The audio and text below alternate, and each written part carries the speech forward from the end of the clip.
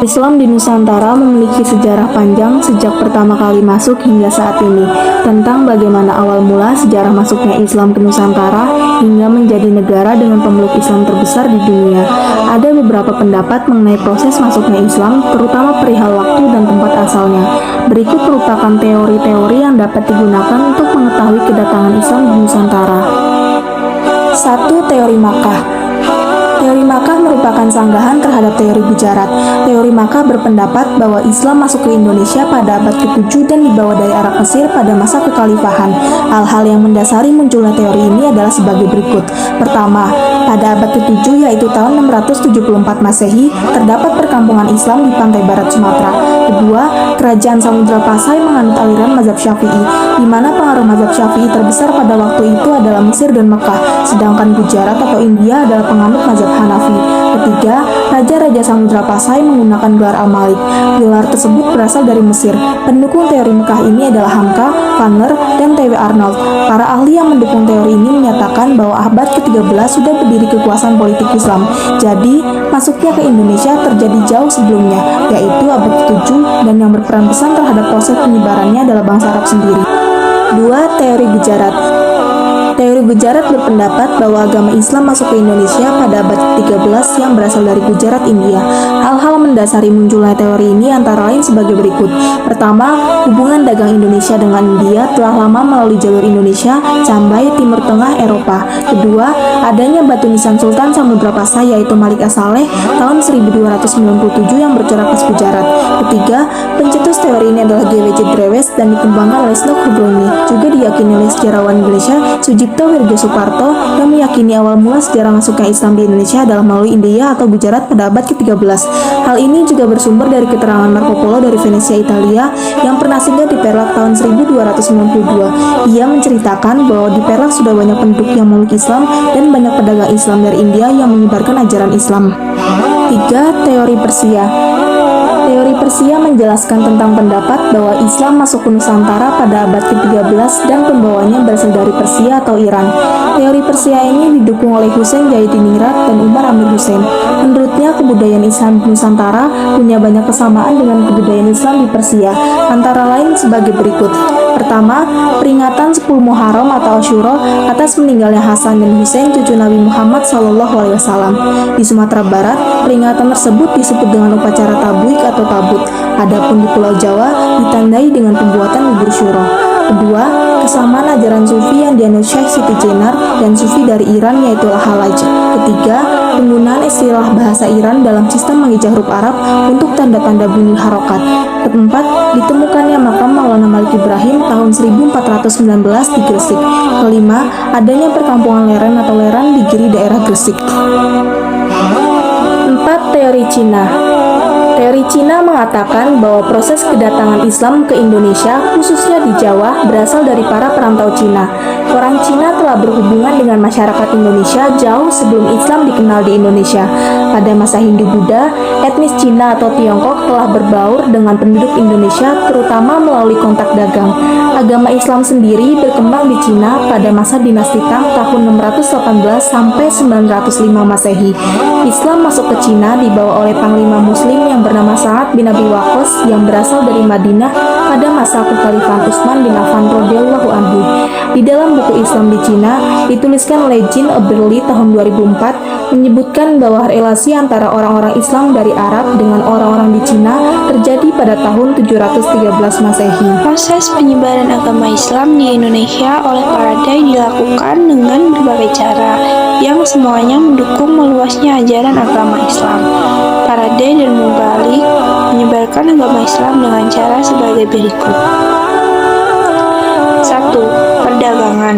Pada abad ke-7 Masehi, bangsa Indonesia kedatangan para pedagang Islam dari Arab, Persia, dan India. Mereka mempunyai peranan dalam kegiatan perdagangan di Indonesia. Hal ini menimbulkan jalinan hubungan dagang antara masyarakat Indonesia dan para pedagang Islam. Selain berdagang, pedagang Muslim mempunyai kewajiban berdakwah. Para pedagang juga sangat aktif untuk belajar agama Islam. Proses penyebaran Islam melalui perdagangan sangat menguntungkan dan lebih efektif dibanding cara lainnya. Proses ini berlangsung hingga abad ke-16 Masehi. 2. Perkawinan. Perekonomian para pedagang yang sudah menetap makin membaik. Para pedagang Islam yang datang ke Indonesia banyak yang melangsungkan pernikahan dengan wanita pribumi dengan syarat mereka harus masuk Islam.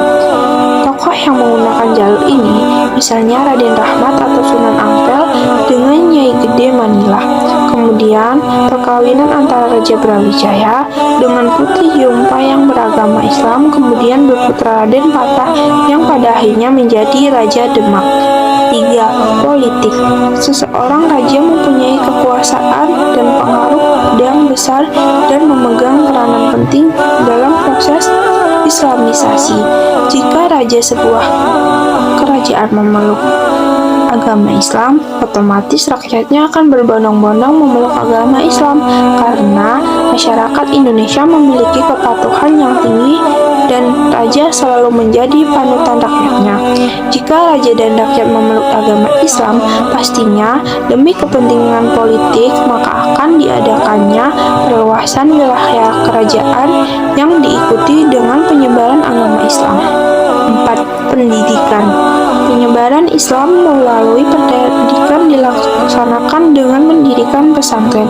Di pesantren inilah diajarkan tentang ilmu yang berhubungan dengan agama Islam. Setelah belajar di pesantren, mereka memiliki kewajiban untuk melaksanakan syiar Islam kepada masyarakat lainnya, sehingga pemeluk Islam makin bertambah. Pesantren yang telah berdiri pada masa pertumbuhan Islam di Jawa antara lain Pesantren Sunan Ampel, Surabaya yang didirikan oleh Raden Rahmat, Pesantren Sunan Giri. 5. Seni budaya. Penyebaran Islam di Indonesia juga terlihat dalam bidang seni budaya seperti bangunan, seni pahat, seni tari, seni musik, seni sastra. Cara seperti ini banyak dijumpai di Yogyakarta, Solo, Cirebon, dan lain sebagainya. Seni budaya Islam dibuat dengan cara mengakrabkan budaya daerah setempat dengan ajaran Islam yang disusupkan ajaran tauhid yang dibuat sederhana, sehalus, dan sedapat mungkin memanfaatkan tradisi lokal. Misalnya, melalui syair, wayang, tahlil, dan membunyikan sebagai ajakan sholat 5 waktu.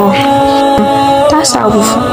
Penyebaran Islam di Indonesia yang tidak kalah penting adalah melalui tasawuf, yaitu ajaran atau cara untuk mendekatkan diri kepada Allah Subhanahu wa Ta'ala.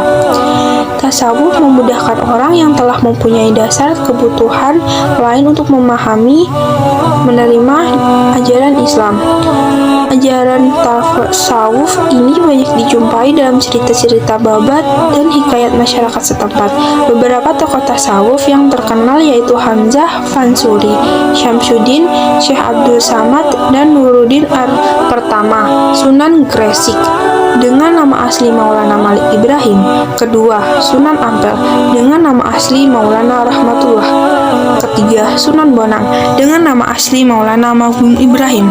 Keempat, Sunan Derajat dengan nama asli Maulana Syarifuddin. Kelima, Sunan Giri dengan nama asli Raden Ainul Yakid. Keenam, Sunan Kalijaga dengan nama asli Maulana Muhammad Syahid. Ketujuh, Sunan Muria dengan nama asli Maulana Umar Syahid. Kedelapan, Sunan Kudus dengan nama asli Maulana Jafar Shadiq.